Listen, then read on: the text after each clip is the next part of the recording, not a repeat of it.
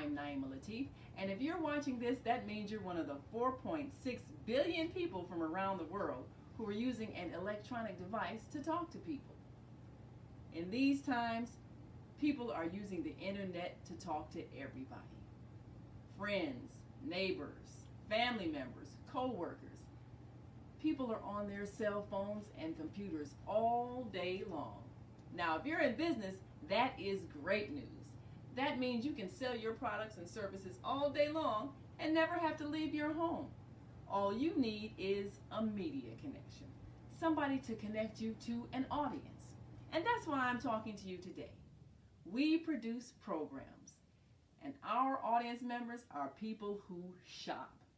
They buy clothes, food, beauty supplies, cleaning supplies, home repair, transportation services, child care services. Whatever you're selling, they need to buy it.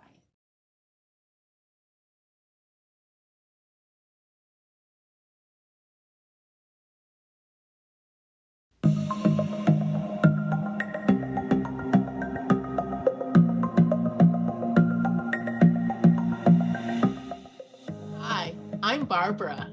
I'm Cheryl. And I'm Naima. We're three Black moms. And in case you didn't notice the resemblance, we're also three sisters. We're going to be coming to you every week, sharing our successes and our mistakes as we navigate our lives as moms, wives, sisters, daughters, and of course, Black women in today's world. We'll talk about it all: race, politics, religion, economics, culture, and we'll take a look at everything from whether or not to use corporal punishment to how do you teach your children about sex. Look for our upcoming book, Growing Up Charles. It's a personal story about our lives growing up in Maple Park on Chicago's South Side. I'm Barbara. I'm Cheryl. And I'm Naima. We're three Black moms. Follow us on Facebook and subscribe to our YouTube channel, Three Black Moms.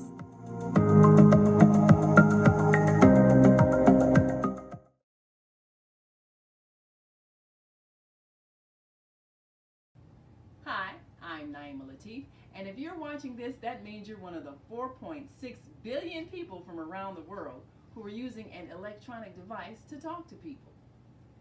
In these times, people are using the internet to talk to everybody.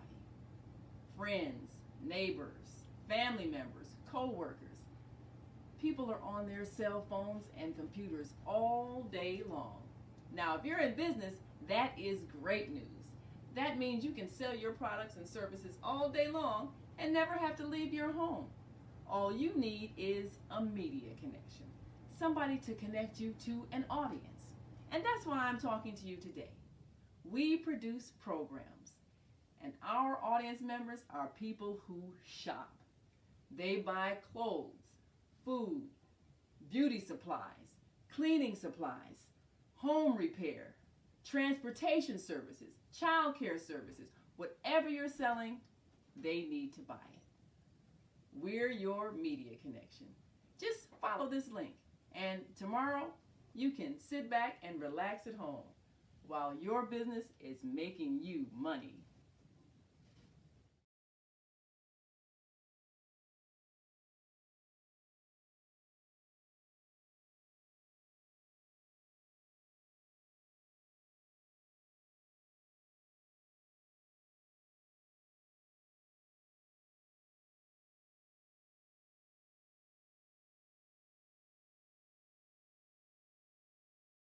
Blog Talk Radio. Women have the power to transform this world.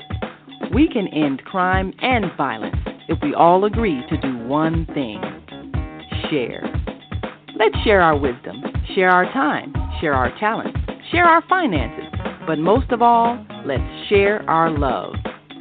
This is the Female Solution. Join me, Naima Latif, every morning, 7 a.m. to 9 a.m. Central Standard Time, as we bring you stimulating discussions about the issues affecting our lives.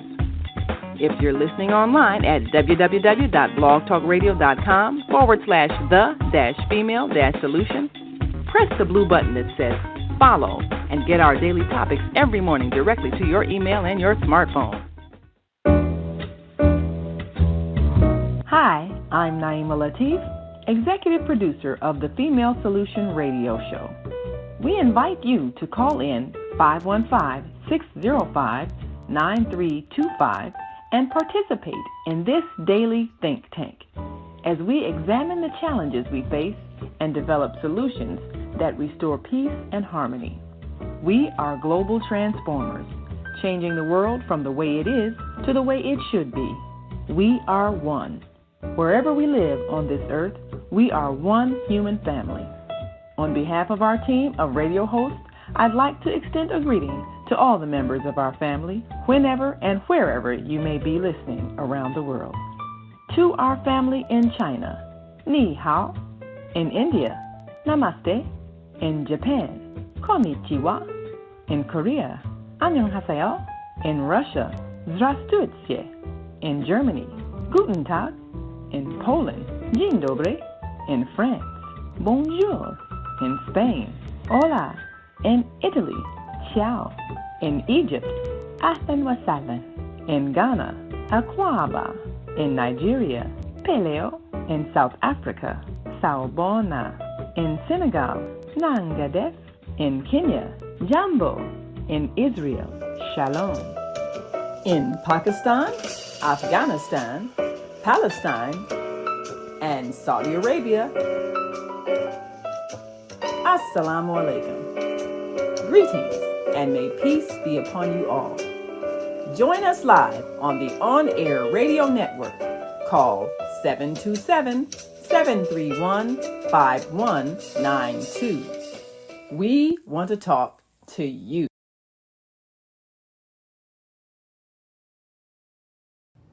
Hi, I'm Naima Latif, and if you're watching this, that means you're one of the 4.6 billion people from around the world who are using an electronic device to talk to people. In these times, people are using the internet to talk to everybody. Friends, neighbors, family members, co-workers. People are on their cell phones and computers all day long. Now, if you're in business, that is great news. That means you can sell your products and services all day long and never have to leave your home. All you need is a media connection, somebody to connect you to an audience. And that's why I'm talking to you today. We produce programs, and our audience members are people who shop. They buy clothes, food, beauty supplies, cleaning supplies, home repair, transportation services, child care services. Whatever you're selling, they need to buy it. We're your media connection. Just follow this link, and tomorrow you can sit back and relax at home while your business is making you money.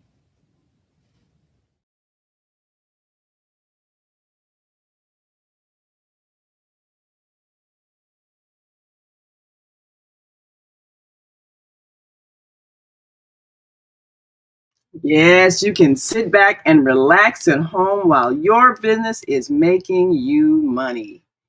Well, we want to remind you that we are doing a 5-part series every day this week, and it is a way of living. Hi, this is John Alexander. And I'm Naima Latif. Meet people like you who are making a positive difference in the world. Big difference. Watch us every day on The Media Connection at www.youtube.com/The Media Connection TV. YouTube it. We'll see you soon. Yes.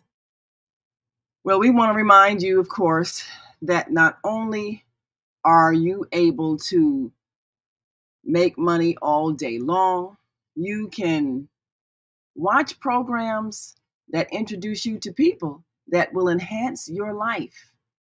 And we invite you to join a special series every day this week entitled Service. And we want you to join us for this Thursday edition because we're introducing a concept that will enhance your wealth and provide a way for you to live absolutely free. That is a way that you can enhance your life and enrich the lives of others without you having to spend any money for what you need. It's called service, sharing Earth's resources, voluntarily implementing creative exchange. And this 5-part series is happening right here on the Female Solution Global Radio TV show, live on YouTube and Facebook, and my YouTube and Facebook pages. You can go to Naima Latif on Facebook or YouTube, and we want you to join us. If you missed parts 1, 2, and 3, that's okay. They're in the archives. Because we want you to join us for part 4, which will help you in the process of creating and establishing that very special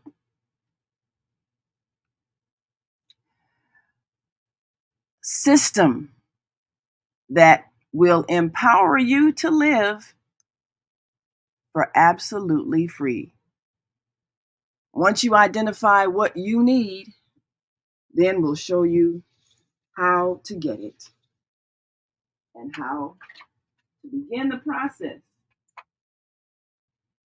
of living in a moneyless society. But of course, right now, as we buy, sell, and trade with others around the world, right now you need money to live.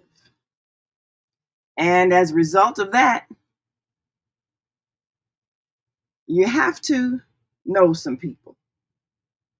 And it's important if the people that you know like and trust you. But if you don't have a circle of friends, it's going to be difficult for you to establish such a network. And the wider your network, the more service is going to work for you. So we'll talk about that today at 10 a.m. Central. And we'll also give you a chance to create the system that's going to help you prosper by allowing you to live financially free. So join us as we make that happen every day this week. And of course, join us for step 5. And that is the final step and how to operate this financially freeing system called service that will give you a chance to benefit from all of your accumulated wealth and all of your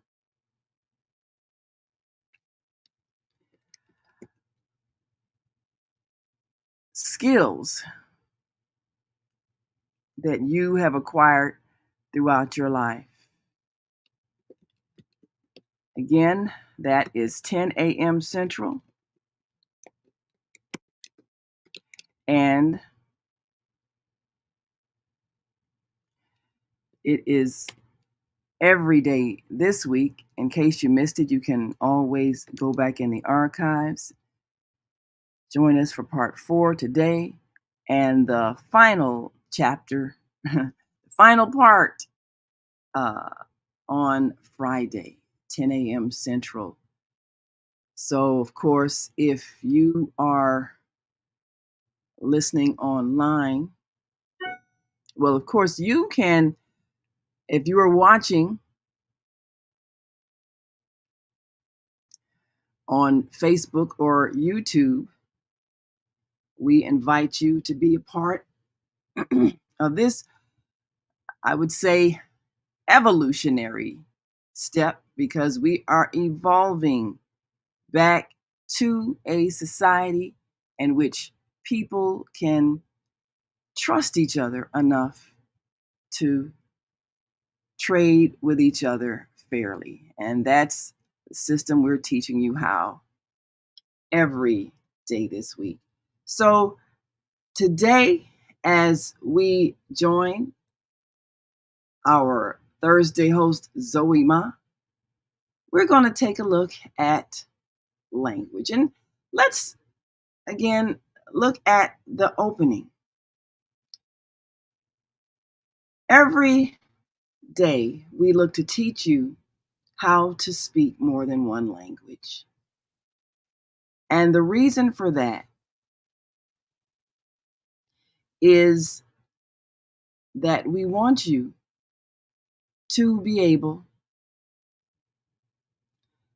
to at least greet people in another language. Widening your circle of involvement is a good business decision. And this is why we at least want you to learn more than one language.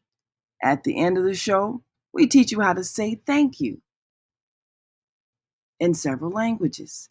And the purpose of that is to empower you to be able to communicate. Talk Radio. So, take a look again. Women have the power to transform this world. We can end crime and violence if we all agree to do one thing: share. Let's share our wisdom, share our time, share our talents, share our finances, but most of all, let's share our love. This is the Female Solution. Join me, Naima Latif, every morning, 7 a.m. to 9 a.m. Central Standard Time, as we bring you stimulating discussions about the issues affecting our lives. If you're listening online at www.blogtalkradio.com/the-female-solution, press the blue button that says follow and get our daily topics every morning directly to your email and your smartphone. Hi, I'm Naima Latif, executive producer of the Female Solution radio show. We invite you to call in 515-605-9325 and participate in this daily think tank as we examine the challenges we face and develop solutions that restore peace and harmony.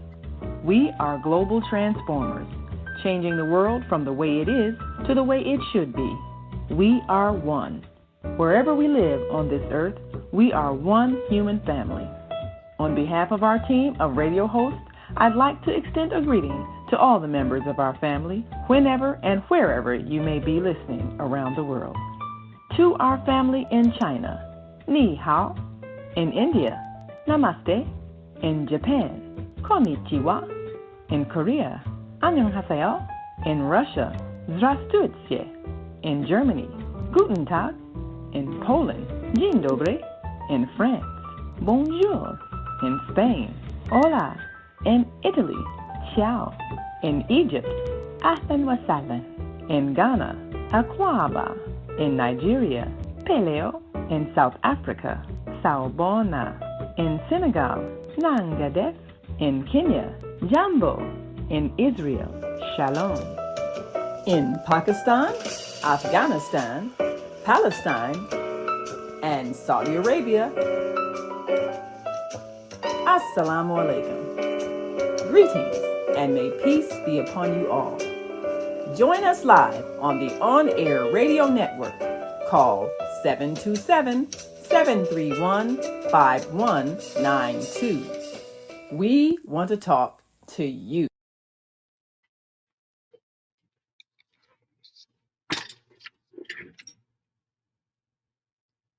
Yes, so we wanted you to take a look at that again because we wanted you to recognize all of the ways that you can greet someone. Well, we're going to bring on our Thursday host Zoe to give you an understanding of how important it is to learn language. Now, in other countries, children are multilingual. Why aren't we multilingual in America? And why are we surprised that our business communities suffer? Because so many others can come to our communities and do business because they know the language of this country, but we don't know the language of theirs. Well, let's welcome to our show this morning, Zoe Ma. Morning, good morning. Yes, well, we're very excited because yesterday we had a chance to connect our podcast students at Betty Shabazz International Charter School to some students in China. And just like you noticed, they speak fluent English. And that's something that our students have not learned, how to speak fluent Chinese as a regular part of their curriculum. What was your upbringing like? Did you learn language growing up in your school? What was your education like? I think I started learning English, I think maybe from 7th grade. Yes, so it was important. I started school, China's, okay, before the 80s, I think anything foreign, like associated with America, was China. Well, it was bad because China treated America as enemy of the state because China and the America went into war over Korea, and also because after World War II, China was very grateful to America. Because China was invaded by Japan for since 1931 during World War II. So China fought with Japan's occupation for 14 years. And you see what happens in Palestine now. The war, the Palestine was basically at the mercy of the killing of the Israel. And that was the fate of Chinese during the 14 years of Japanese occupation. And, China was as big as it was, but we were not, we were more agricultural society. We didn't have the ability to produce any weapons. So everything was, we didn't have anything without American support. But for a long time before America entered before the Pearl Harbor, China was alone to dealing with the Japanese, genocide, which is, 300,000 Chinese was murdered when Japan captured China's capital at the time, which is Nanjing, and caused like a rape of Nanjing. 300,000 Chinese civilians and military captured soldiers was murdered, buried, or machine gunned, and just chased to the river to be drowned. Many women was raped. There's a movie called The Rape of Nanjing. So that was talk about Japanese atrocities. But only with Americans' help, China was able to defeat Japan. China helped hold on the Japanese forces in China, while America was able to capture the rest of the South Asian island. And so the finally U.S. defeated Japan and helped China to win a war and reclaim Taiwan back to China. But there was a civil war after that. Basically, it was the Chinese Democrat fought with Chinese Republicans, and the Chinese Republican was defeated, retreat to Taiwan. And during that civil war, the U.S. sided with the Chinese Republicans in Taiwan as it is today, and also had a proxy war in Korea, and that's why for 30 years after the communists took over the country, U.S. was the #1 enemy of China.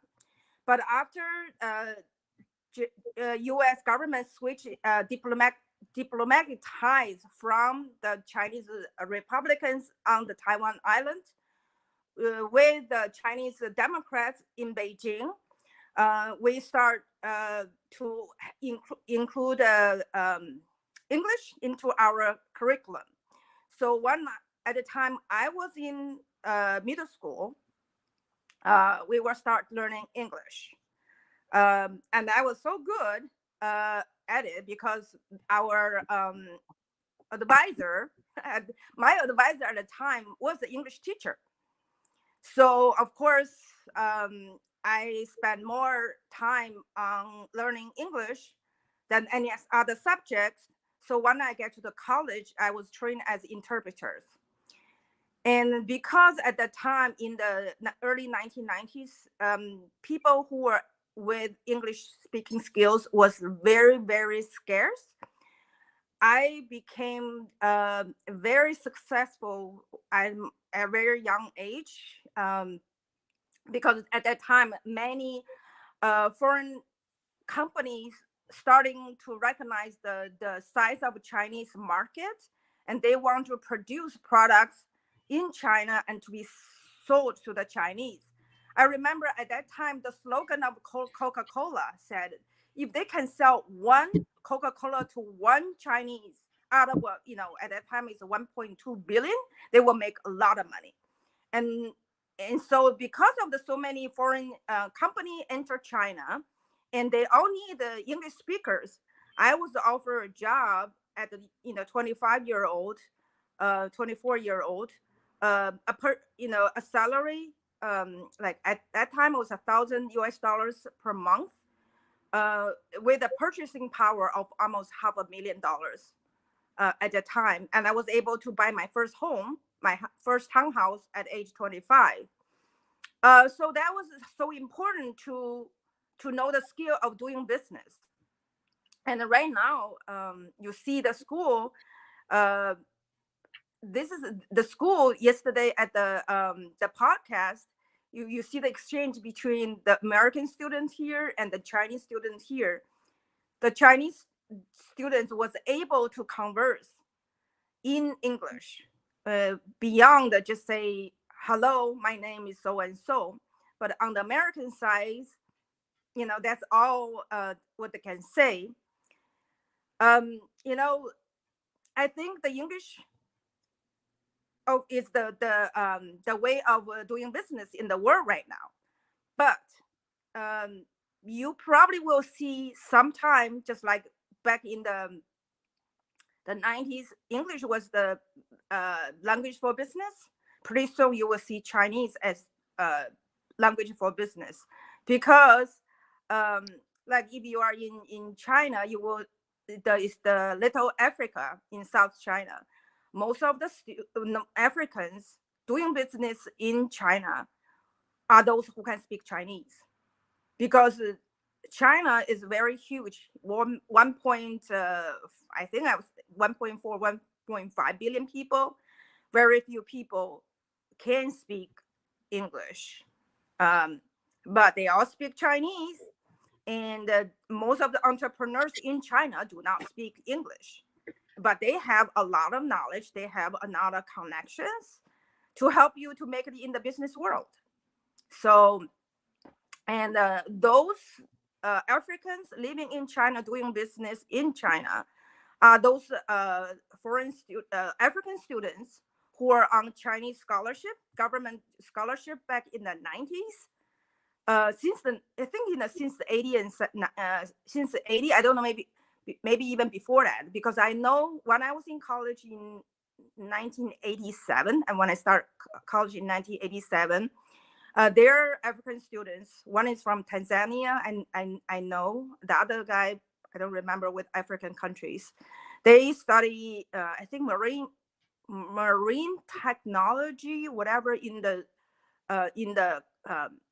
university next to mine. But I met them and became kind of friend with them. But they were on Chinese scholarship, and they speak perfect Chinese. And there's a lot of them in China. And those people, after they finished study in China, they actually, a lot of them stayed in China, and they start doing business between China and Africa. So yes, the language is very important. And for a section, because China is the manufacturer, the factory of the world, and if you want to start doing trade, you probably want to know how to talk to your suppliers in China, in Chinese, rather than in English with secondhand information. You probably want to go direct to the source that may not be able to communicate with you in English. So, and that's what I noticed yesterday, and I feel, China was, GDP wise, was a superpower before the birth of United States. But in the 1840s, to balance trade with China, Britain started the Opium War with China and dumped opium to China to balance its trade deficit. And so China, as big as it was there, because it was an agricultural society, didn't industrialize and didn't have the means to produce weapons. Britain, as a small country as it was, easily defeated China. And then, so 200 years ago, even the last dynasty ruled by the Manchus, they already had a strategy and tell the strategy of learning from the foreign powers to be able to defeat them. And that's what China has done in the past 200 years, over 200 years. So I think right now, China, in a lot of sense, already overtaken America. So what you do? Yes. Learn from them and defeat them in their own game. Just like, a couple of days, Apple has been trying to develop EV cars. Yes. But yes. not just about last month, they announced that they canceled that project. But guess what? Guess what? The Chinese cell phone maker called Xiaomi, I think last week, just released its own EV car. So, and it was such a hit. I think they sold like 90,000 cars in 1 minute across China. So Chinese cell phone maker can produce EV cars. They beat American, as big as Apple, in its own game, because China learned from Apple. China learned from Tesla and beat them in their own game. And what Americans should do, learn from Chinese and beat the Chinese in its own game too. And the thing is, you need to do is learn their language and learn how they are thinking. Yes. Yes, and that's one thing that struck me, of course, is how fluent the Chinese students were. And if you didn't see the program, you need to go to the Higher Learning TV show and watch the Betty Shabazz podcast training session number 12, which was all about their interaction with students from China. Now, they had a chance to talk to the teacher of that class, and one of the things that I realized is that other countries are taking the time to make sure their students know the language of other nations and the accent and the way it's spoken. So they hire teachers from America to go and teach English so that it's spoken with an English accent. So when they come here to do business or live or whatever, they sound American. They blend in. And that is one of the key things when you're making connections for business. You have to be able to speak the language. We're going to take a quick break and come back and talk about some of the programs in other countries where students are learning languages and it's a natural part of their education. And we have to ask the question, why are we resisting learning really a language that's spoken very commonly in America, Spanish? And people are resentful because Spanish-speaking people are coming here. Don't you see the opportunity to learn the language? Well, we'll be right back after this quick break. So we want you to stick and stay. Don't stray away.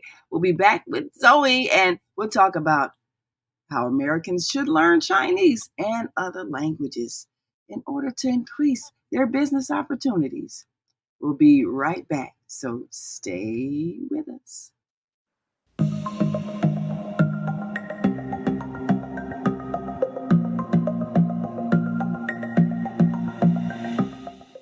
Hi, I'm Barbara. I'm Cheryl. And I'm Naima. We're three Black moms. And in case you didn't notice the resemblance, we're also three sisters. We're going to be coming to you every week, sharing our successes and our mistakes as we navigate our lives as moms, wives, sisters, daughters, and of course, Black women in today's world. We'll talk about it all: race, politics, religion, economics, culture, and we'll take a look at everything from whether or not to use corporal punishment to how do you teach your children about sex. Look for our upcoming book, Growing Up Charles. It's a personal story about our lives growing up in Maple Park on Chicago's South Side. I'm Barbara. I'm Cheryl. And I'm Naima. We're three Black moms. Follow us on Facebook and subscribe to our YouTube channel, Three Black Moms.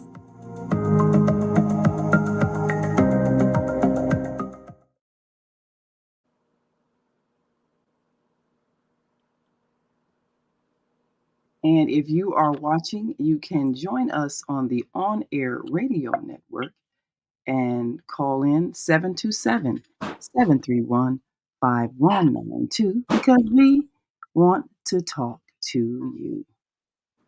And you are watching the Female Solution Global Radio TV show. We'll be right back after this next message. Hi, I'm Naima Latif, and if you're watching this, that means you're one of the 4.6 billion people from around the world who are using an electronic device to talk to people. In these times, people are using the internet to talk to everybody. Friends, neighbors, family members, co-workers. People are on their cell phones and computers all day long. Now, if you're in business, that is great news. That means you can sell your products and services all day long and never have to leave your home.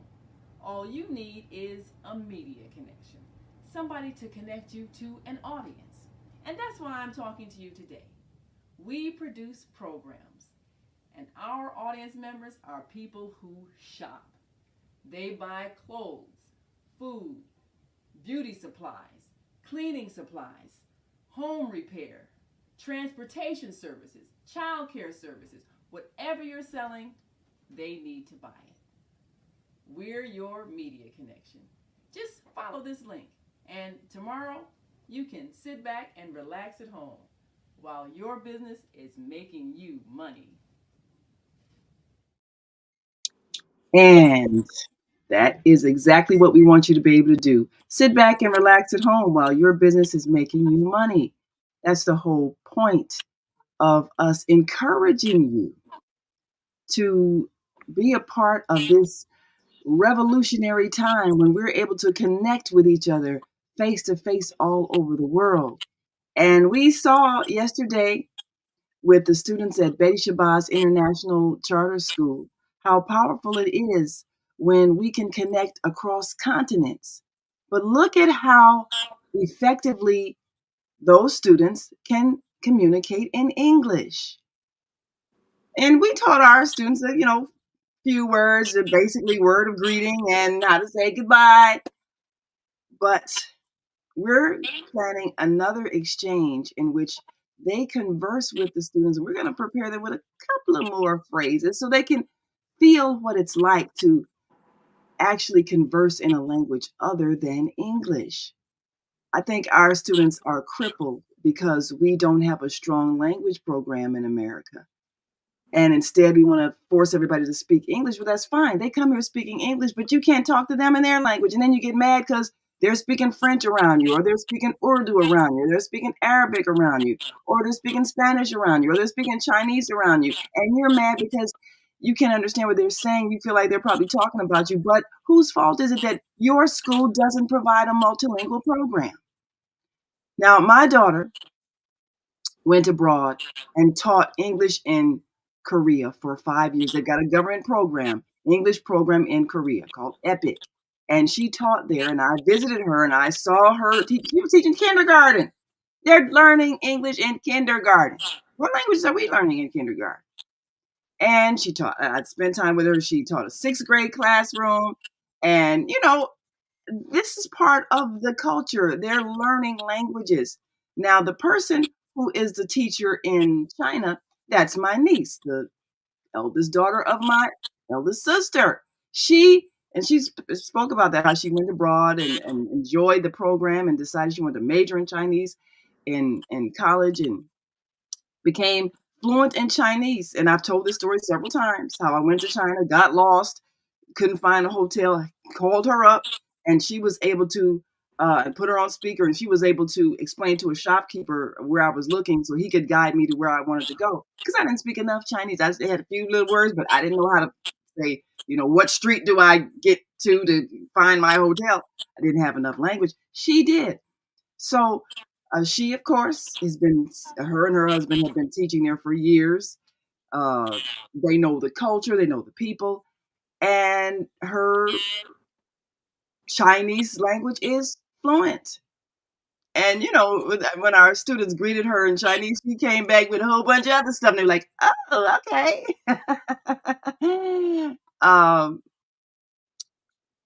I think that we, as Americans, are taught an arrogance that we don't need to know about you. You need to know about us. No, we need to know about other people. And you'll find people who will travel abroad and know absolutely nothing, and then something happens and they're mad because people don't speak English. But you're going to somebody else's country. How come you didn't study their language before you went?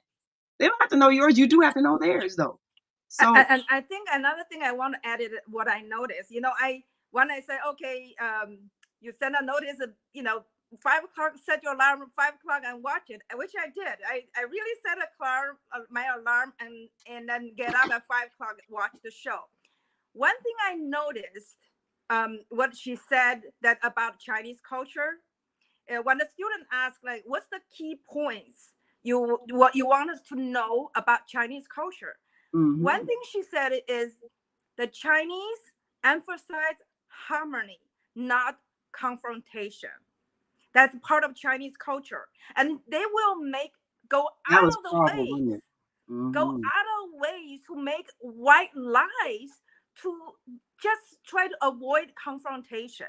Mhm. But in American media, it was talking about the Chinese government is so aggressive, blah blah blah. But that's not in part Chinese DNA. Mhm. for 2,500 years before Christ. You know, Christ taught us, if somebody slap you on your left cheek or right cheek, you give the other side. And that was the Chinese teaching too. Not be confrontational. Mm-hmm. Save face to both of us, in the conflict. So here, that's why in China you don't see a lot of aggressive there, but here, I have to teach myself to stand up when there is a confrontation, not back down, because I have to retrain myself, be American. Yeah, because it forces you to be aggressive. To be aggressive and be tough.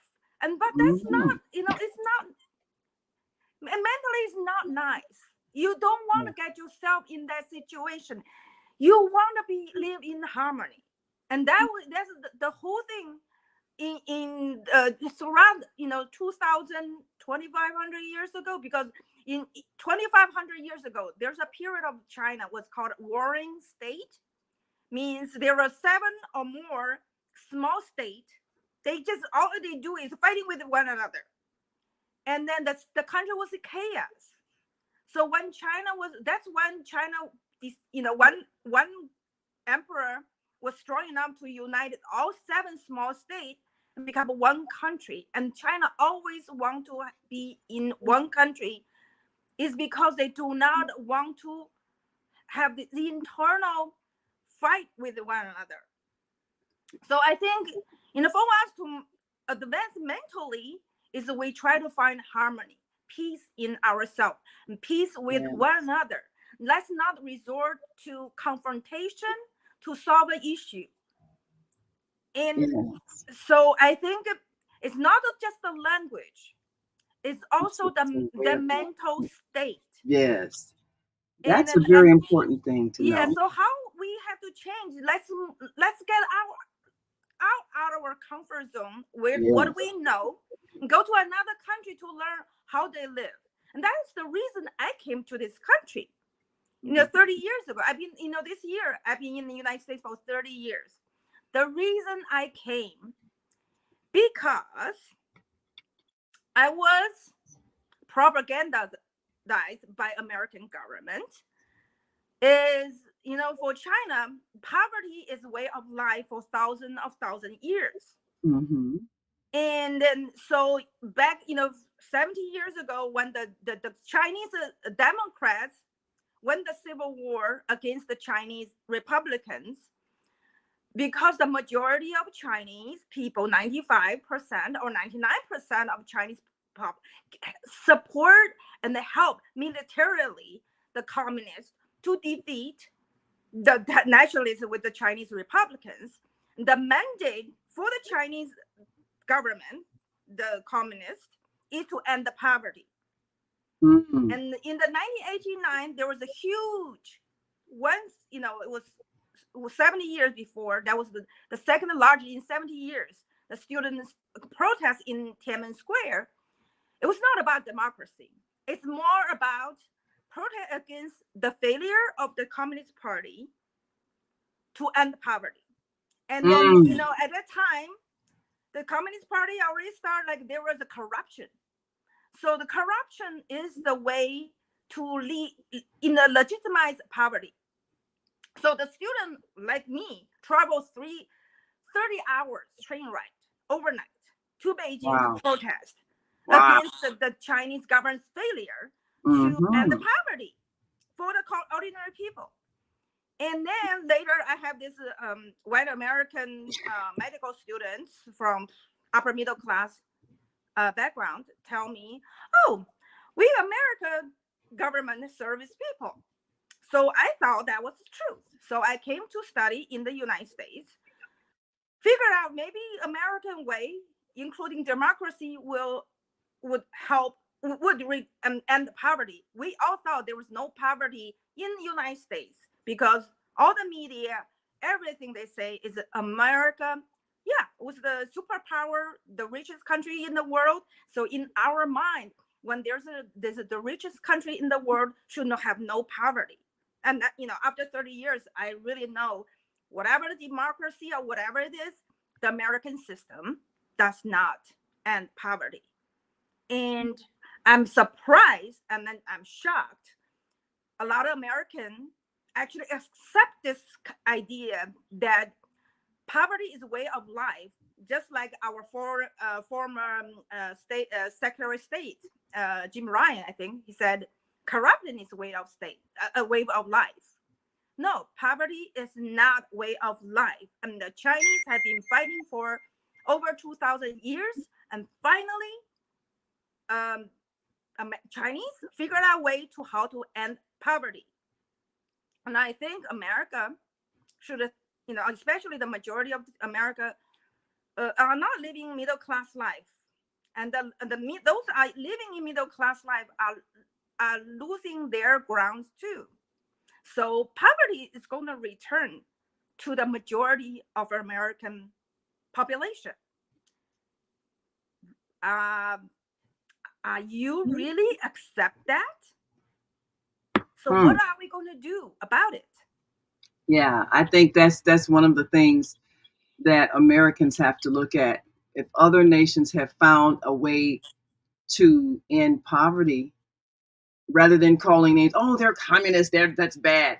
Look at how people are living and the horrible ways that people are forced to live here with all of this wealth available, all of this extra, we got food being tossed out. There's so much. Why is it anybody struggling to try to find food to eat? We got all these buildings. Why are people struggling to be able to live in a house?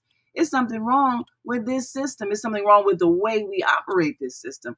And so you can't get mad at China because the average person is living comfortably when we have all these homeless people. And we've got, unhoused. Sorry, Zelda, the unhoused.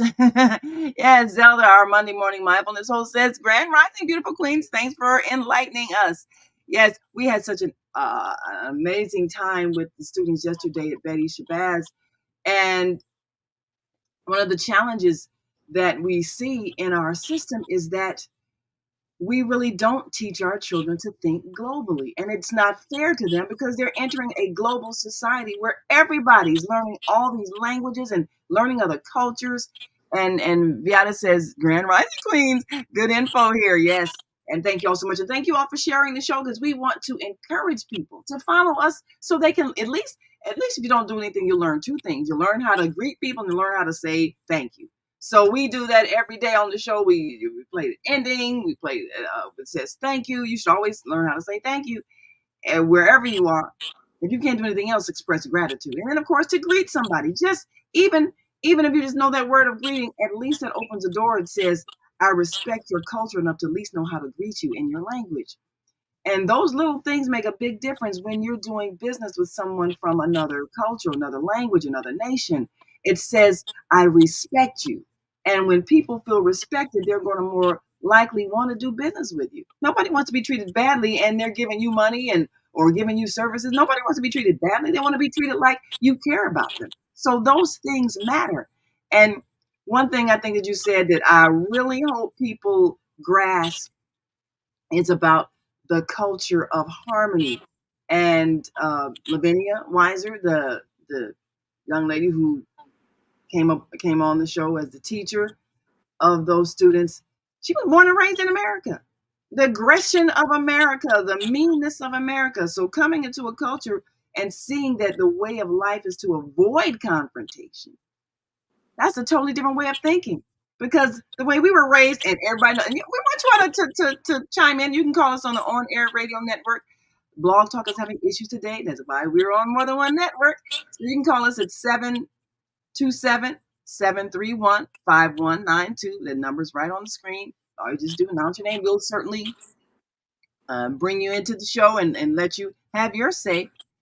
But we want you to give us an example of how you were taught to handle confrontation. Were you taught to win the fight no matter what? Or were you given the skills to de-escalate a confrontation? Most of us were told, look, if somebody hits you, you hit them back. Somebody talks bad to you, you talk bad back to them. You win that fight no matter what. That's how we were taught. That's how we were raised. We were not raised with harmony. We were raised with aggression. And the person who was most admired was the bully on the playground, the one who could beat up everybody and intimidate everybody and make everybody scared because they could fight and all of that.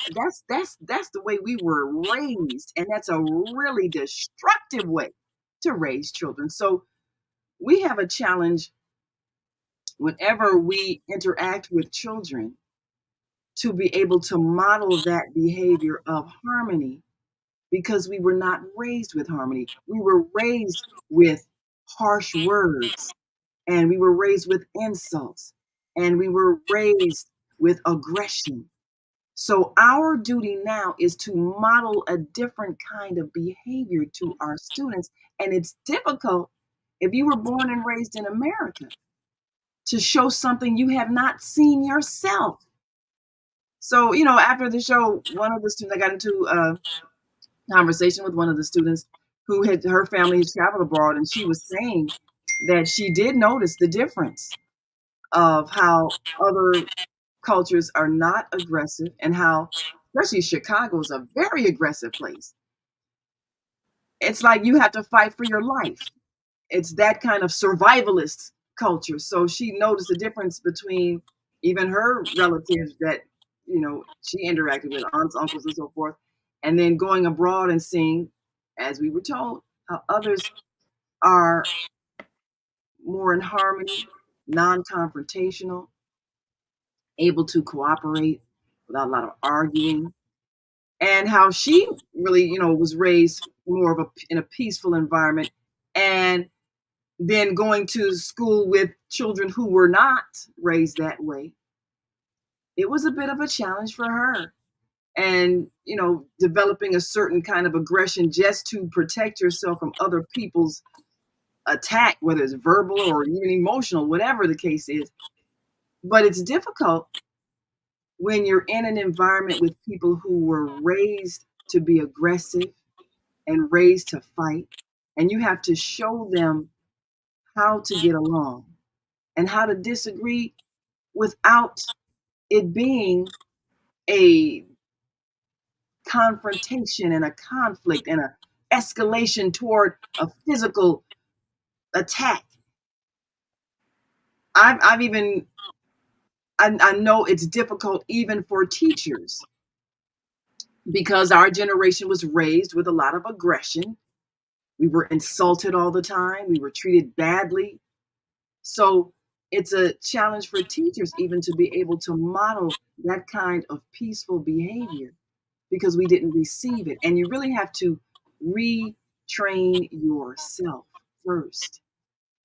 That's a very critical thing for us to learn, just based on the fact that it was not taught to us.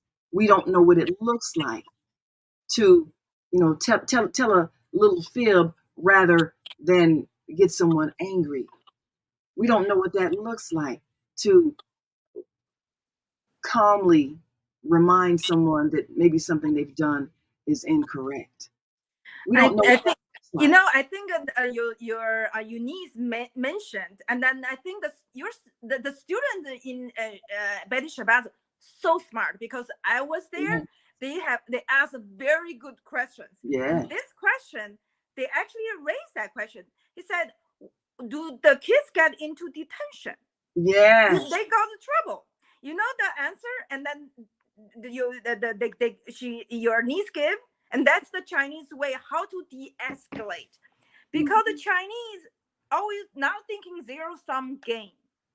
Okay, they think a win-win situation. So what they do, instead of they asked the kids to go to in detention to write maybe like a journal of self-reflection. What caused it and what do they learn it, and then that's what I did. Remember, I said I was in the Tiananmen Square protest, and then at the time, it later become a riot, and it was a huge thing. There was a lot of people, about 200 or 300 people died because there was a riot between the armed police and the local residents in Beijing. So I think I think about a dozen, like 2,000 armed police were killed by the Beijing residents, and about 300 or Beijing resident was killed too during this riot. And then so I was involved. It was a little bit illegal at the time. So when I went back to college in the campus, I was required to write a self-reflection, basic journal of self-reflection. Instead of punish me outright, they say, what did you learn? What did you do right, or what did you do wrong? So even though I was I participated in this student protest, I was not punished at all, unless there was about 21 students was on the most wanted list and then later exiled. So I think this is a way to look at yourself. What role you played in this conflict, and what lesson you learned, and for both parties, rather than what's right or wrong, we mean accuse other people what's right or wrong. You look at yourself, and that's the way to you learn a lesson from this conflict, and move on and apologize to each other, or admit the part that you were wrong. When you take a responsibility for your own actions, then you will not feel so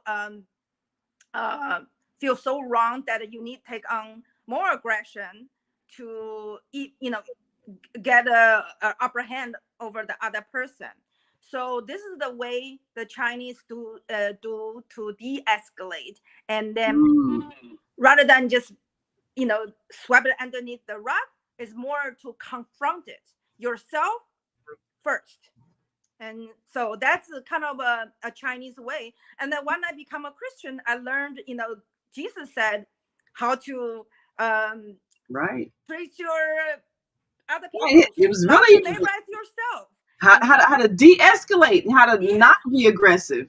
Yes. And so God teach harmony. That is the way of our Creator. Why we are going to church all the time and not learning that part of it. And to me, the Bible, the Jesus, I become a Christian because I love Jesus to be my role model. I copy him. What he does, what he did, that's my guiding, that's my GPS. Yeah, that's a whole Jesus Christ is my GPS. That's a whole show in itself, how his teachings were hijacked and turned into violence, because there's been more violence in the name of Jesus in this earth than anyone else, and he was the one that taught peace. That's a whole show in itself. And we've got another comment here from our Higher Learning Network. Thanks for update, Joey. We all need to be reminded of these truths. Peace is the only way. And it's very difficult for American-born children to learn peace because they're not raised peacefully. Our Tuesday host, Asada, wrote a book called Beating Black Kids, and it's all about the culture of beating your children. And we still have people that will just insist that this is how you have to raise children. You have to hit them if they do something that you don't like. And so most children are raised that way. So naturally, aggression creates aggression. So the biggest challenge that we have is to change the way we think. And this is why we're launching a parenting class online, because parents really need to learn a different way of raising children. They don't know the techniques. They don't know the skills. And I remember my daughter was telling me when she was growing up, and she went to Betty Shabazz School, great school, of course. She's now an international person because of that perspective that they gave her. But a lot of those children were raised the traditional way. You get spankings if you do something wrong. So she was telling me about a conversation when her and her classmates were sharing, how they got punished, what they got whipped with, and all that sort of thing. Well, when I was teaching at Betty Shabazz, I didn't really believe in detention, because that or suspension because if I'm throwing you out of school, then I'm taking you away from knowledge. And if you're just sitting around thinking, that doesn't really help unless you do something constructive. So what I did when students were misbehaving, it's something like the Chinese way. I would have them write an essay about it. And they'd have to use the vocabulary words of the week that we were studying. So I made it an educational exercise. And that's the way I handled a conflict, because to me, unless you get something out of it that makes you think, then all I'm doing is giving you pain. If I send you to your parents, calling it, little Johnny was bad today. You need to give him a spanking. Okay, so what does that teach him? It's not teaching him to think. It's just teaching him to be aggressive. So I didn't do that with my students. And then when Zakia's classmates were asking her, my daughter, her classmates were asking her, well, so what do you get spanked in? How does your mother punish you? And she said, if I do something wrong, she makes me write an essay, because that's what I did. And I'm like, what? Because they knew as a teacher I did that. They were shocked that I actually did that as a mother. That was my way of helping her to reflect on what she did, and also improving her writing skills, because you got to use vocabulary words and all that, and explain what you did wrong and what you could have done better and all that. So that was my parenting style. That's my teaching style. And I think when we as adults, if we've been raised with that very harmful, hurtful aggression, getting spanked, getting slapped, getting beat, we have to unlearn that in ourselves. We have to really retrain ourselves, because otherwise we will pass that on to the next generation, and they will not know the ways.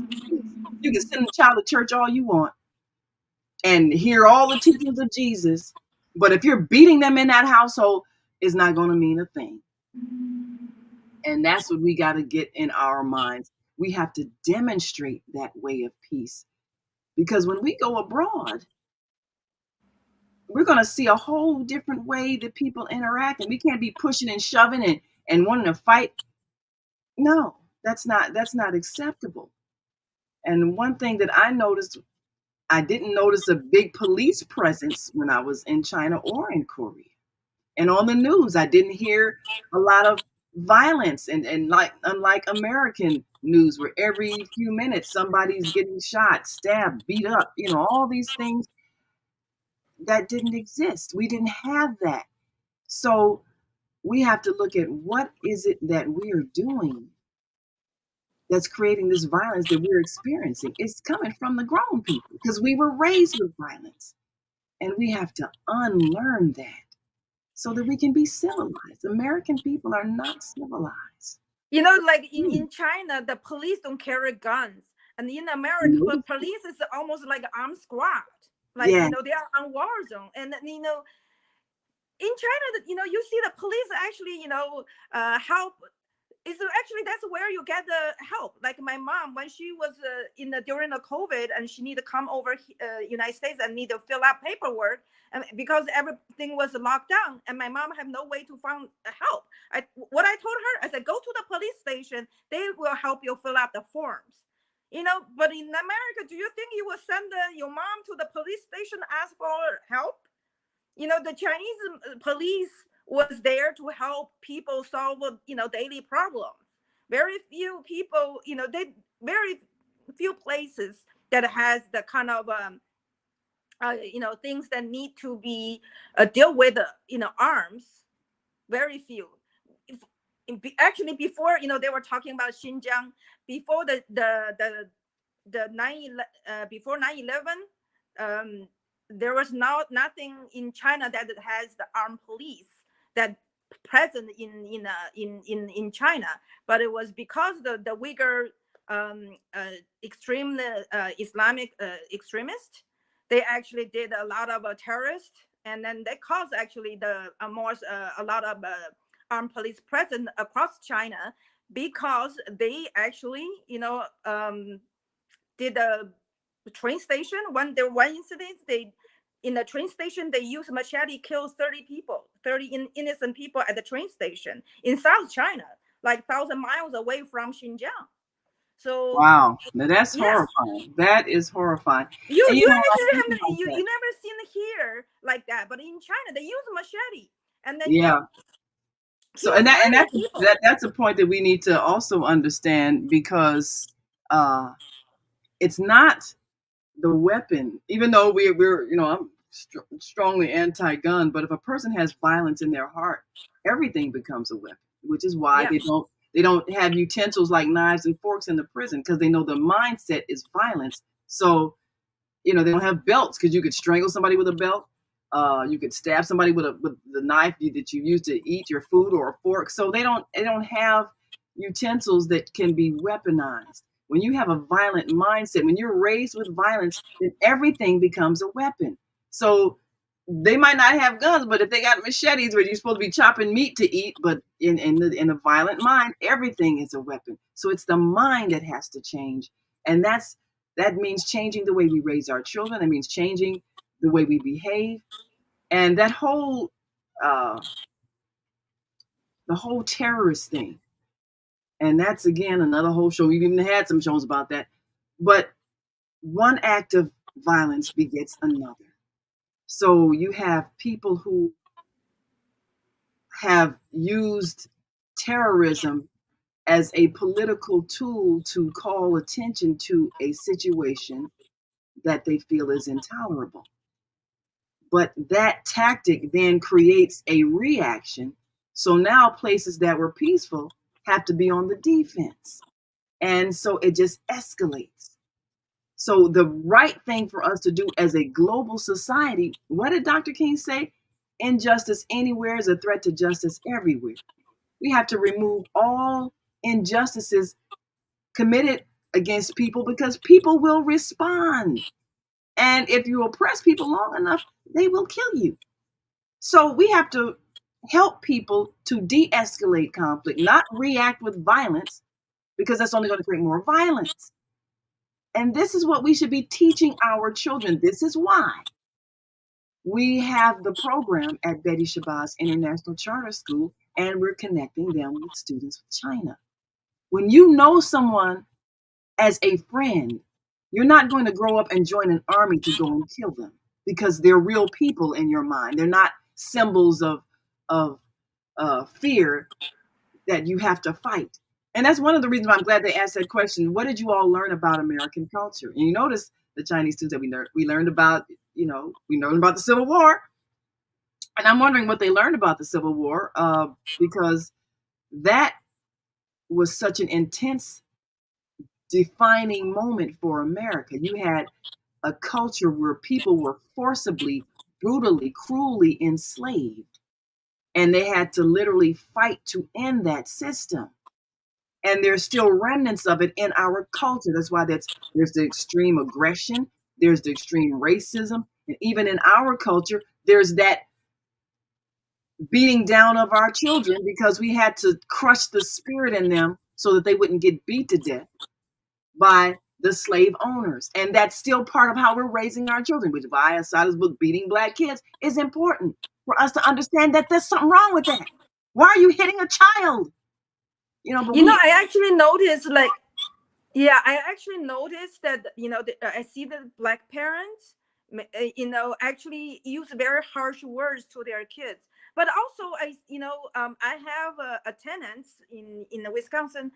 They are from the lower class. They are kind of very borderline poor, working poor, and they use a language to their kids. And I was having a conversation, and he would just throw out words to their kids. I was like, you should not say the words like that. I think, when we are economically struggle, and that's the same way with China. It has the same thing. Is when we are economically struggle with life, we do not have patience with our children. Yes. And then instead of using a long sentence to talk to the kids, they think it's just a stick on the butt is the quickest way to solve the issue. That's what it is. And I think we should know that's what it is. So it's about a patient.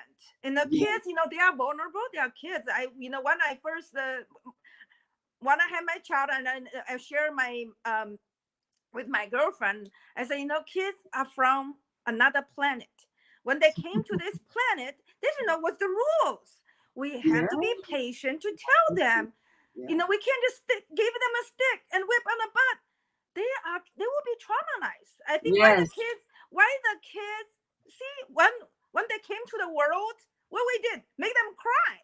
Yeah.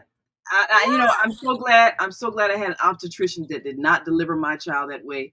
I did not want my child hit into this world and screaming in this world in pain. So he very gently massaged her, you know, and make sure you get all the, you know, the fluid out of the lungs and everything. But I did not have her held up and down and smacked on the butt, because that's how, like you say, brought into the world with violence, because we didn't know any better. Ignorance. When you don't know something, you do something wrong. The harsh way we talk to our children, we're crushing their spirit, and we don't understand that you can't motivate a child to learn if you're speaking harshly to them, if you're calling them names, if you're, you know, telling them they're stupid, or you're you know, threatening Those them. words are hurtful. You can't motivate them to learn in a way that's healthy, you know, that they learn out of fear. That's not really learning, you know. And so we have to learn a different way of relating to our children, because we were not taught the right way. We were taught the wrong way. So we need to learn to do the opposite of what we received. It was very damaging for most of us growing up, the way adults talk to us, the way they treated us. We're constantly being threatened with getting hit. How can you learn in an environment like that? How can you have the most intelligence in an environment like that? One thing I love about Betty Shabazz School, Betty Shabazz International Charter School, it's based on an African culture of family. And the students explain that, you know, when they introduce the guests, that say, here at Betty Shabazz, we address our elders as mama and baba, which means both mother and father. So, you know, we address our guests as mama, whoever, you know. And the thing about that is there's a different relationship when a child's calling you mama. Because this, like, okay, this is my child. You know, you respond to them differently, because this is not some stranger that, you know, you talk to them coldly and distantly. This is my child. They call me mama. So that's gonna evoke a different way that I respond to them. And that's very powerful. There's so many things that I wish American schools would adopt in terms of an attitude toward children. Because when you're in the classroom and their teacher, you're their parent for that time. You're their mother, you're their father. And what you say and do to them will affect them for life. And when we know that, then we'll change the way we respond to our children, because they are just children. And, you know, I noticed, and now I had to tell this story. What time is it? Oh, I got to take a break in about 10 minutes. I got to tell this story. When I was in Korea, I was visiting my daughter, Zakia, in Korea, and she was doing a summer program with the students, with 6th grade students. And, you know, I wanted to visit her, and she wanted me to visit the school and everything. And so they were having a gym class, and the gym instructor was telling the students, you know, to run laps back and forth across the room. Now, I'm so used to a gym teacher hollering at students, all right, get out there and run, hurry up. You know, he didn't do any of that. He was very, very gentle. Okay, I'd like you to run 10 laps back and forth. And he wasn't screaming at them. He just gently told them, and they ran. And then after that, you know, they were playing a game of badminton, and he was, okay, you know, you're going to toss the ball back and forth. I mean, so he was very gentle in instructing them how to play the game. And then after that, they played this game, they call it basketball, but and their basketball system, you don't bounce the ball, you just toss it to each other, and then you toss it to one, you toss it to the other, and then you throw it in the basket. So my daughter and I, we said, okay, we're gonna play a game. We're gonna have teams. You know, you had your team. I think she had 3 young ladies. I had 3 young ladies, and we're playing the game. You know, okay. And so now she somehow, I don't know if she knew this, but she had the better players on her team, and she's tossing the ball to one, and then they toss it to the other, and they toss it to the other, and they toss it in the basket. And then when I get to my girls, it's our turn, and I toss it to them. And if it didn't go directly to them, they would just kind of look at it and watch it go past, you know. And I'm getting frustrated. Okay, you know, get the ball, you know, but I can't holler at the children. So they, once again, her team got the ball, and I'm trying to get it from them, and I'm trying to intercept the ball as they're throwing it. And my team members were a little less aggressive. So I'm grabbing the ball and I toss it to him, and then she tossed to the other one and didn't quite go directly to her, so she just let it go past. And I wanted to scream, but I can't holler at the children. So I had to really contain myself. Don't holler, don't holler. My daughter, her team is just doing so much better because, they were organized. They would, run here, run there, toss the ball, toss that one, get to the basket. Then, and by that point, I was like, look, I got to win this game because I'm very competitive. So, they're tossing the ball to the basket. I'm like, LeBron James or somebody, just aggressively trying to go after the ball and flying across the floor and everything because my team members were not aggressive. So, I'm doing all I can trying to get the ball, and then I toss it to my teammates, and they look at the ball and just watch it go past. I'm like, it was the hardest thing for me not to scream at them because I'm used to sports in America where if the player messes up, you holler at them, how did you get the ball? Get over there, hustle, what's wrong with you? Couldn't do that. I was like, please try harder to get the ball. It was all I could do to not scream. And the thing is, and I noticed about myself, this is how I was raised in sports, where you scream at the child if they miss a point, if they don't catch the ball. They don't do that there. You can't holler at the children. So, of course, my daughter's team won the game, and I was mad because my teammates didn't try as hard, but I had to really contain the anger and the desire to holler at them. Because my daughter says to me, she's seeing me just jumping all over the place and sliding across the floor trying to grab the ball, and she's like, Mom, you're being aggressive. I'm like, oh, okay, can't do that. All right, calm down. Because, it's just a game, but American culture, competitiveness.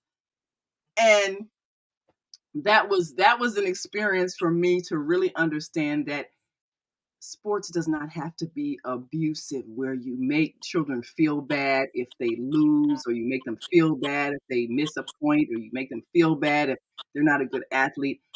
But that's how American culture is. It's so abusive. And yeah, you win and that's great and you get a celebration. But if you lose, you're made to feel like garbage. And we do this all the time. So I had to really experience not. I think that the Asian culture is you live smart, not live tough. Yeah. I think here is just you have to be tough. That's to survive. But in the Asian culture, you need to be smart. And then so emphasize mentally, and then America emphasize physically. And then you know what? The smart always are smart. The toughness. Yeah. And then, now that the competition between China and America, they didn't play the tough game. They outsmart America. That's it. And that's something to remember.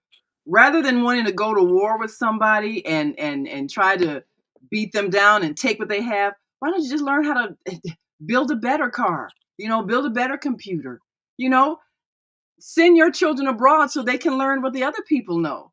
Exactly. That's Let them learn their language. So many Americans, so many Chinese students are here. We learn. So, it's just for ourselves to improve our life out of poverty.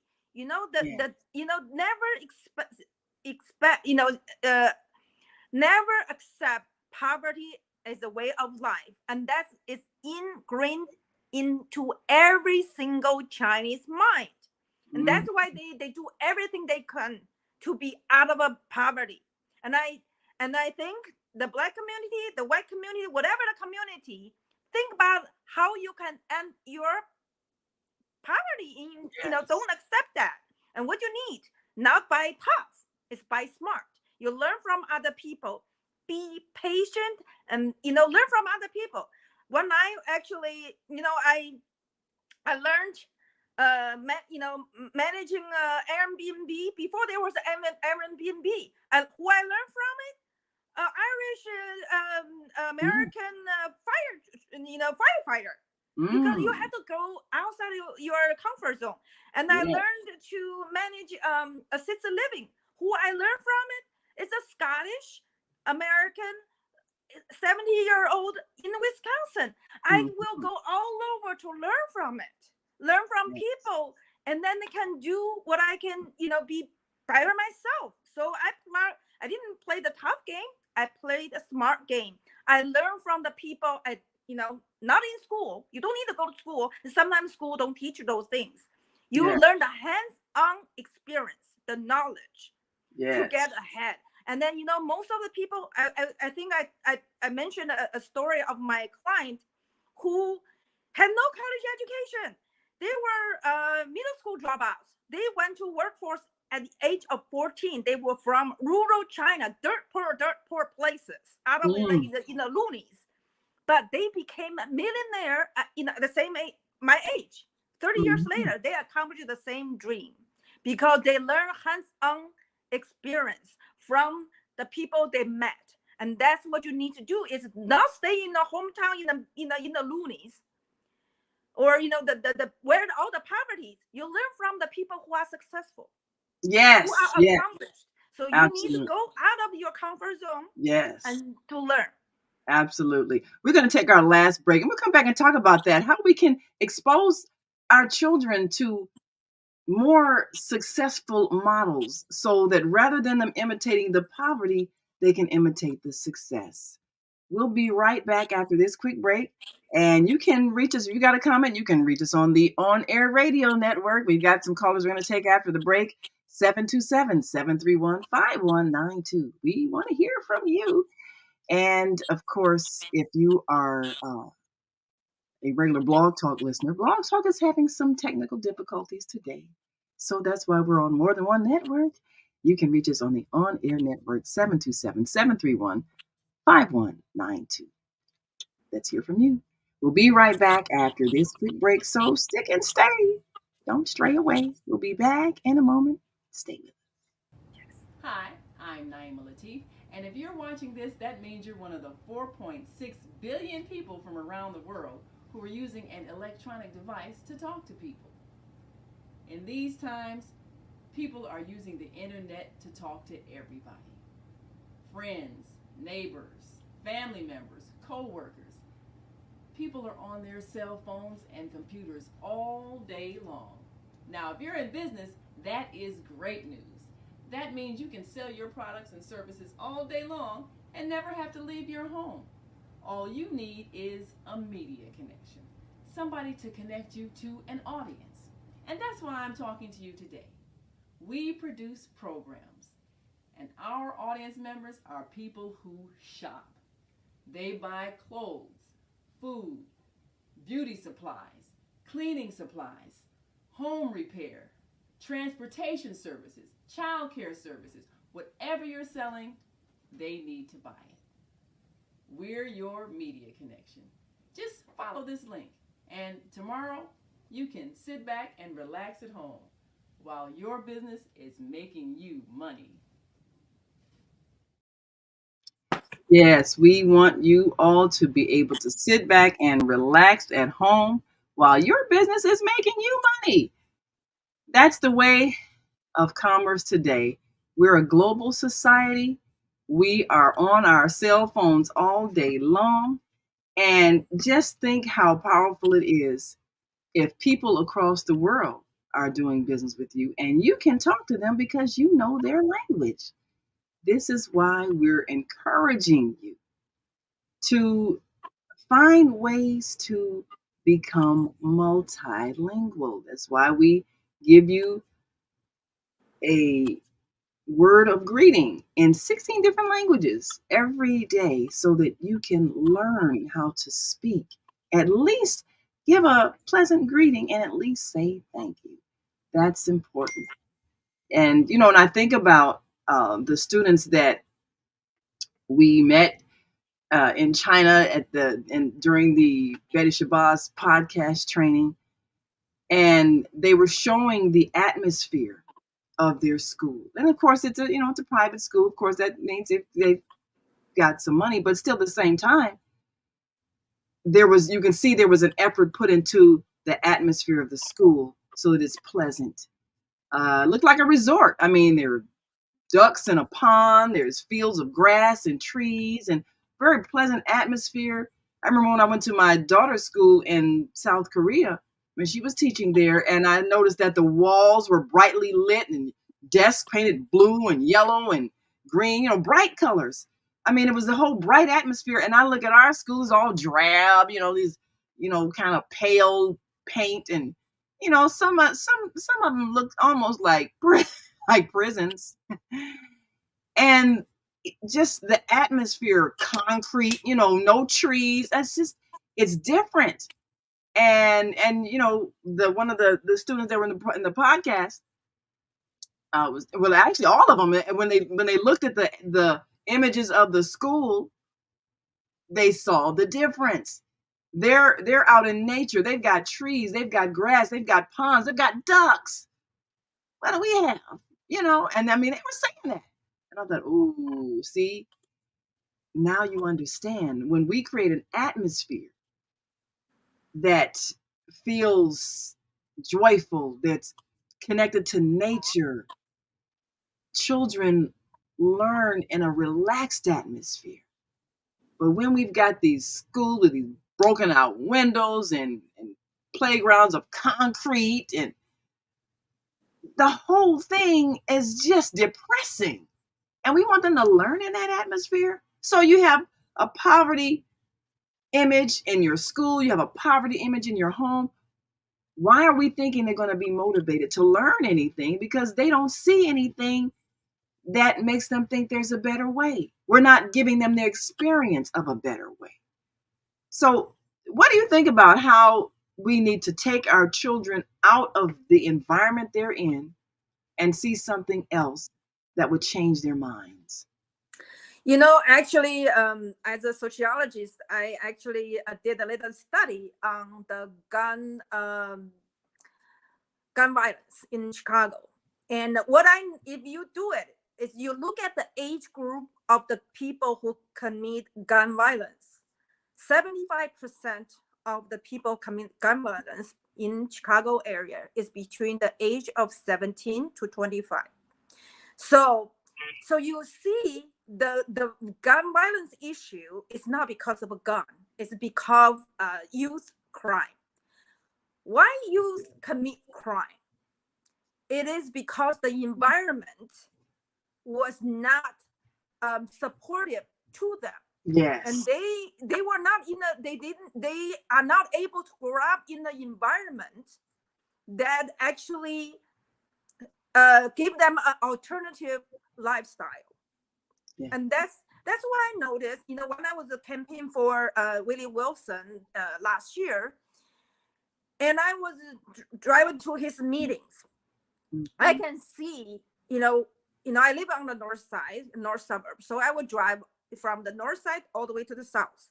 You can see just driving the street Pulaski from the 6,000 north to 6,000 south. You are driving from first world country to the third world country. Ooh. Wow. Okay. And so I think we need to take the elected official accountable, not just the words. They need change. Chicago is one city. We are now the two cities. Supposedly, yeah. Yes. So they need to reduce the youth violence. You need to give the youth an alternative lifestyle, not temporarily summer job. That means nothing. When I went to Betty Shabazz that week, right? I was just up there. I didn't plan to it. When I was driving there, I feel depressed. Wow. I feel depressed. Maybe for you, it's the way of life. But for me, I actually lived in rural Wisconsin for 4 years when I was managing my business over there. And they were poor too. Their people are poor, but they still have a decent school setting. Yes. With trees. Here it's trash on the ground. I saw, a lady try to pick up a trash from a street. Good for them. But you know what? That's not their job. It's your alderman's job. It's your alderman's job to end poverty in your neighborhood. And it's not congressperson. They don't know how to do it. As the, I'm glad that Danny Davis got elected, because I don't know the rest of people are qualified to do a better job than him. But you know what? Danny Davis went to become a congressman the year I graduated from University of Illinois with a first master's. Okay. Mm-hmm. In the 27 years, look at my life. I own a condo among all the richest people in downtown Chicago. But look at his office. There's still trash on the ground, vacant buildings, vacant lots. Whose job is doing It's that? a mindset. You have to change the way people think, because your environment is an expression of what's inside of you. So if you're living in trash, that's an indication of how you feel about yourself. And when you feel that you're not worthy, then you don't create beauty around you. You create what's inside of you. Trash, dirt, filth, brokenness. So this is what is inside of people, and this is what they're manifesting. This is how they feel about their children. This is why that's what's manifested in the school system, in the school environment. It's how you feel about yourself. It's the alderman. Just like in 1989, we college students went to the Beijing to protest our government against their failure of ending poverty. Every single one of you need to go to your alderman's office and protest, because they has more power than anybody else, not the congressman. The alderman, if they cannot end the poverty, get them out of your office. Well, it's one thing that I realize is not one person's responsibility. It's a collective responsibility. And I always say, if you keep telling somebody to do something and they keep not doing it, that means they don't know how to do it. So that's it's just another like thing. most of the officials do not know how to manage. Just like the mayor. Don't know. They only, before they're getting the office, they only receive paycheck. They are not creative people. We need a creative people to solve our problem in a creative way. Because for so many, for 200 years, the poverty was not ended. Democracy never ended poverty. That's the lesson I learned. After 30 years in the United States, democracy failed to end poverty in America. And I don't want China to have this American democracy anymore, because that's not the goal of Chinese people. So now I'm American. I say, you know what? We need to figure out a way to end the poverty in America. You know what I've observed? It's not the system, it's the intention behind the system. Just like religion. It's not religion that creates violence. It's the intention of the people who practice the religion. It's the intention of the people who practice the economic system. If the intention in your heart is selfishness, and you want to control other people, and you want people to fear you so that you feel powerful, if that's the intention in your heart, no matter what system you follow, no matter what religion you follow, no matter what label you're wearing, you're going to manifest who you are. And so you might have a communist government where it's fair and equitable and people are prospering, and you might have a communist government that's oppressive and creates fear and hurts people. You might have a democratic government that is fair and honest and helps people to be able to freely express themselves and contribute. And you might have a democratic government that is mean and cruel and selfish and oppresses people by keeping them in poverty. It's what's in the hearts of the people that manifests. No matter what system you believe in, you can have a Christian religion that's peaceful and loving and kind and forgiving. And you can have a Christian religion that's oppressive and mean-spirited and violent. You can have a Muslim religion that is peaceful and kind and sharing and loving. This is the month of Ramadan. We're fasting so that we can know what it feels like to not be able to eat so we can be motivated to feed those who are hungry. Yeah, you can have people who go through the fast and say all the prayers and everything, and they might be motivated to feed some people. Or you can have some people just go through the process just because it's tradition and still be selfish. You can have a Muslim religion that is violent and hurts people and is vengeful. You can have all of those things, but it's not the religion. It's not the government system. It's the person. Who are you? How are you treating people? How are you talking to people? How are you talking to children? How are you talking to seniors? How are you helping people who are in need? How are you contributing your creativity?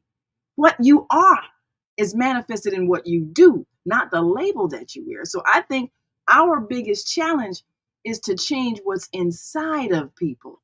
They have to have regard for the well-being of other people. If you don't care about other people's well-being, you don't care if they live in trash. You don't care that their buildings are broken. You don't care if they're living on the street because they don't have money. You don't care if inside of you, you don't have the compassion of a human being. So we can elect to office whoever we want. If they as a human being are not compassionate, and if they don't have the knowledge because they've been raised in violence and aggression and been beat down, they don't know how to express, even in a law, something that would change the condition of poverty. They don't know how. We keep telling them what to do. They don't know how to do it. That's why they haven't done it.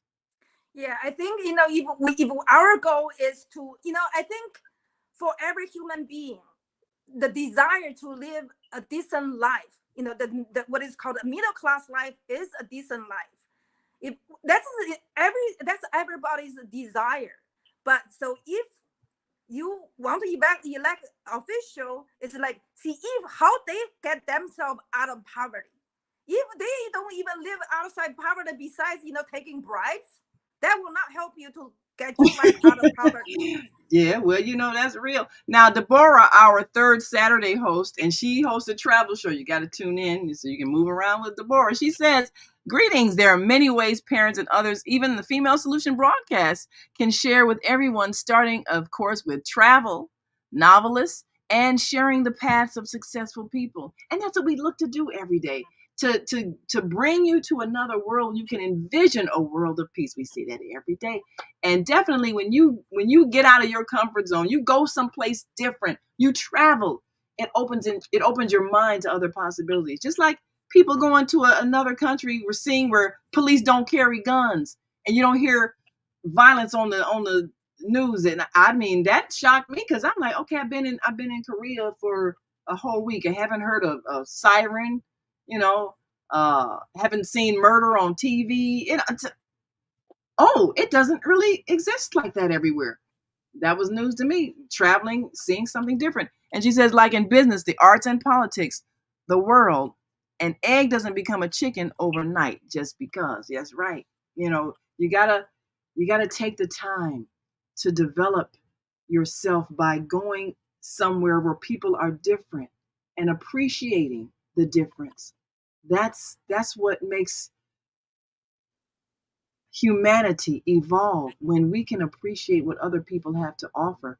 I know we've got a caller on the On Air Radio Network. I believe we've got Minister Robert Floyd Plump, and thank you so much for joining us, Minister Plump. You can unmute and, of course, give us your question or comment for Zoe as we take a look at learning other languages. Now, let me ask you this, because I know you're a war veteran. Minister Plump, did you learn some of the language?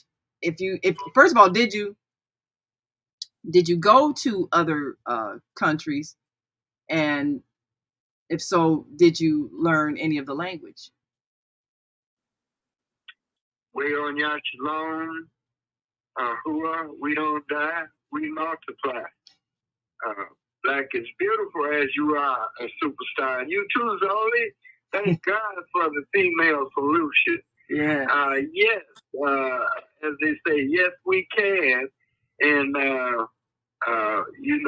we learned, in Vietnam, one of the most unique things that I learned is GI.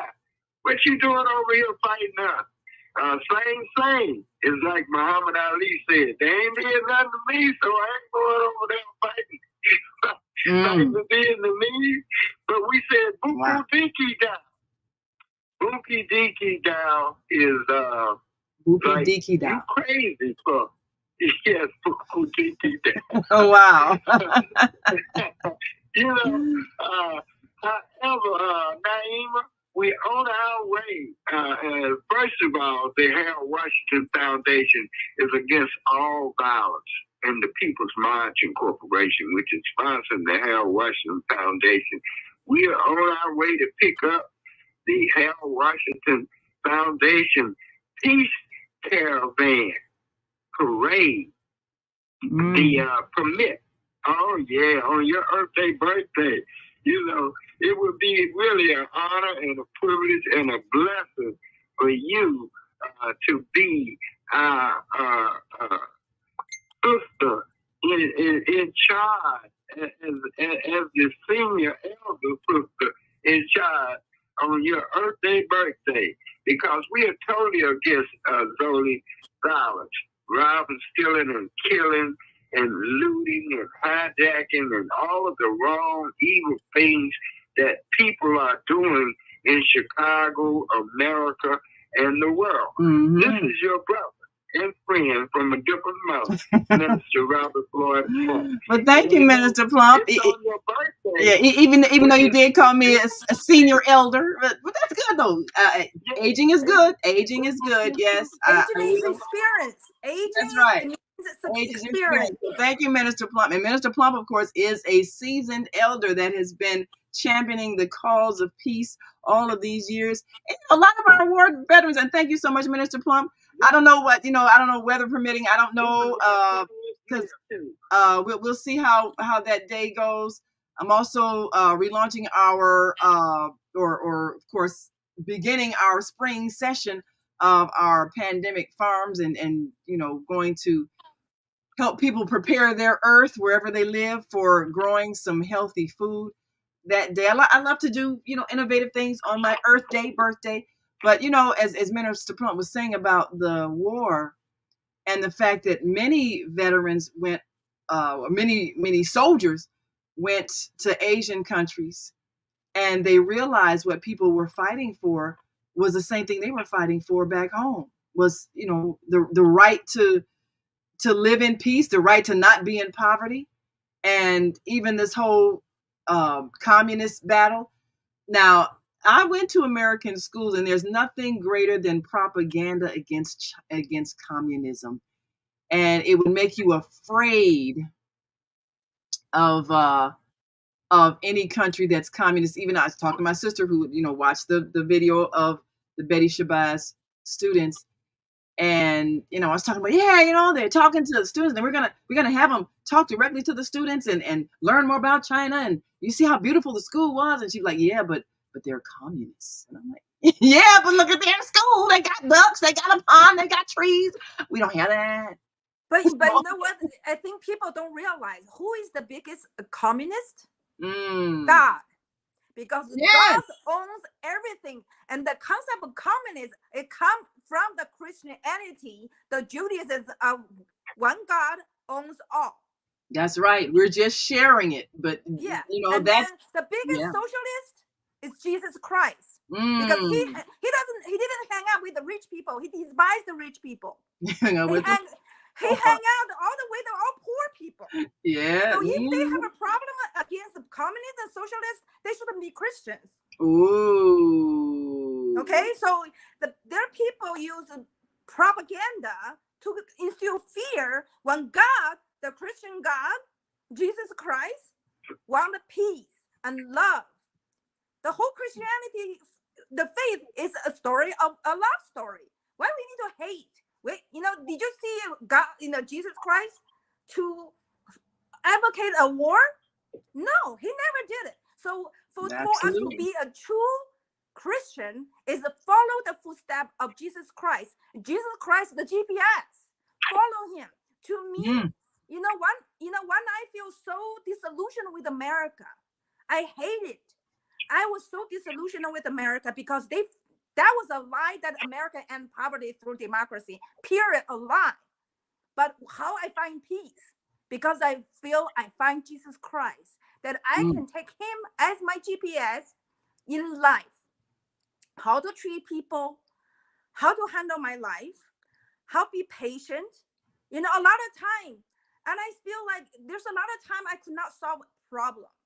Many times I was in crisis. Mm. I lost marriage, I lost a lot of things, I lost millions of dollars.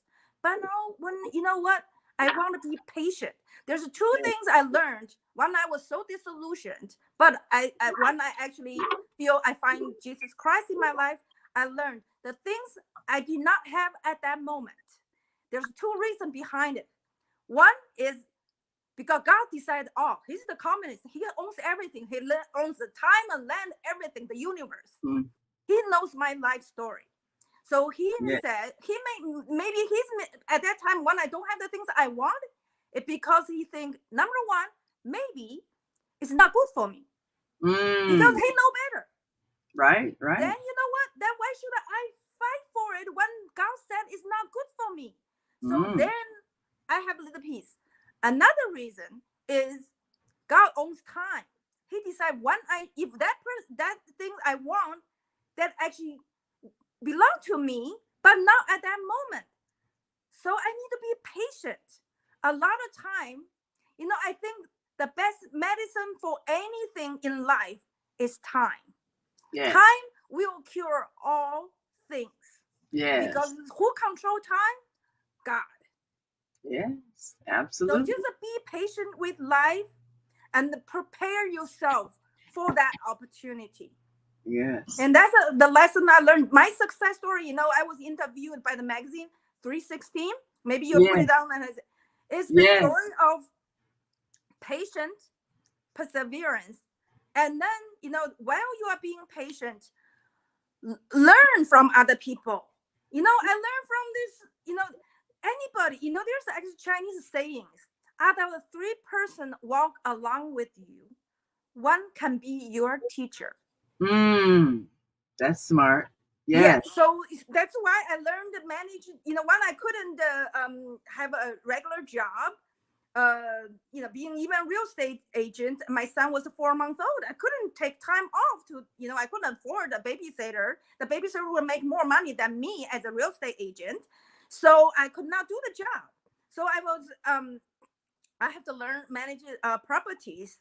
And who I learned from it, the Irish firefighter, that I met I met one of the real estate events. So you never know who can teach you something, who can share some expertise accidentally that help you survive. And that's how I survived for the first few years. And then, like I said, and I went to Wisconsin, learn managing assisted living with 70 years old that I only met through another realtor in Wisconsin. From Chicago, I drove all the way from Chicago to Wisconsin to learn how to manage assisted living in Wisconsin. Wow. Hey, go wherever you have to know to learn. And that's the important thing. And Zelda says, check out the youth podcast training on our blog, tumblr.com/higher learning TV show. Yes, this was really an amazing series that we did with these youth. And we're looking to continue because we want them to experience the world. And we want them, if they have grown up in poverty situations, we want them to see something different and see the possibilities so that they don't repeat that same cycle of depression. Because it is depressing when you go through a neighborhood and it's trash everywhere. It makes you sad. And I'm always amazed when I see the resilience of young people being able to, despite all kinds of chaos in their lives, still being enthusiastic and ready to learn. So go to tumblr.com/higher learning TV show and see that excellent podcast. And of course, Zelda says, congratulations on your interview with 316 magazine. I used to write articles for the owner. Great job, Zoe. Yes, putting out that information. That's what we do. So we are excited. I think I might have one more caller on the on-air network. Open your mic and you got about a minute to. I think we got another caller. I think your call might have dropped. But well, we're about out of time now, and we want you all to really be encouraged this is a global society.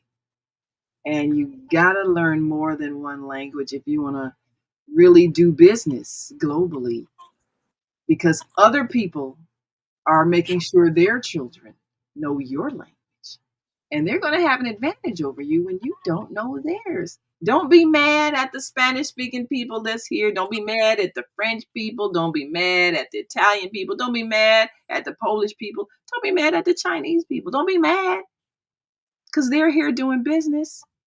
If you want to do business, learn some of their language, so at least they can see that you respect who they are. It makes a difference.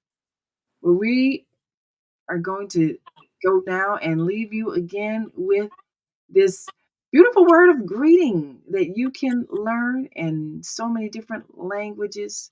And maybe you can, there's apps on the phone now that translate. Of course, translations aren't always perfect, but it's a start. And go on your phone and just use an app to translate a few things that you need to learn how to say. You'll be amazed at how it makes a difference. So, last words before we go. Zoe, what do you advise people to do with their children so their children can have a broader perspective? Well, just think about 30 years ago, I learned English. I'm the master of the English. The second language for me was my tickets to success. So your maybe learning a language can be a ticket to your success. Wow, there you go. Don't waste that opportunity. Don't waste that opportunity. We will see you tomorrow on Health and Wellbeing with Viana, right here on the Female Solution Global Radio TV show. Until that time, continue to shine your light. Talk Radio. Women have the power to transform this world. We can end crime and violence if we all agree to do one thing: share. Let's share our wisdom, share our time, share our talents, share our finances, but most of all, let's share our love. This is the Female Solution. Join me, Naima Latif, every morning, 7 a.m. to 9 a.m. Central Standard Time, as we bring you stimulating discussions about the issues affecting our lives. If you're listening online at www.blogtalkradio.com/the-female-solution, press the blue button that says follow and get our daily topics every morning directly to your email and your smartphone. Hi, I'm Naima Latif, executive producer of the Female Solution radio show. We invite you to call in 515-605-9325 and participate in this daily think tank as we examine the challenges we face and develop solutions that restore peace and harmony. We are global transformers, changing the world from the way it is to the way it should be. We are one. Wherever we live on this earth, we are one human family. On behalf of our team of radio hosts, I'd like to extend a greeting to all the members of our family, whenever and wherever you may be listening around the world. To our family in China, Ni Hao. In India, Namaste. In Japan, Konnichiwa. In Korea, Annyeonghaseyo. In Russia, Здравствуйте. In Germany, Guten Tag. In Poland, Dzień dobry. In France, Bonjour. In Spain, Hola. In Italy, Ciao. In Egypt, Ahlan wa sahlan. In Ghana, Akwaba. In Nigeria, Peleo. In South Africa, Sawubona. In Senegal, Nangadef. In Kenya, Jambo. In Israel, Shalom. In Pakistan, Afghanistan, Palestine, and Saudi Arabia, Assalamu alaikum. Greetings, and may peace be upon you all. Join us live on the on-air radio network. Call 727-731-5192. We want to talk to you.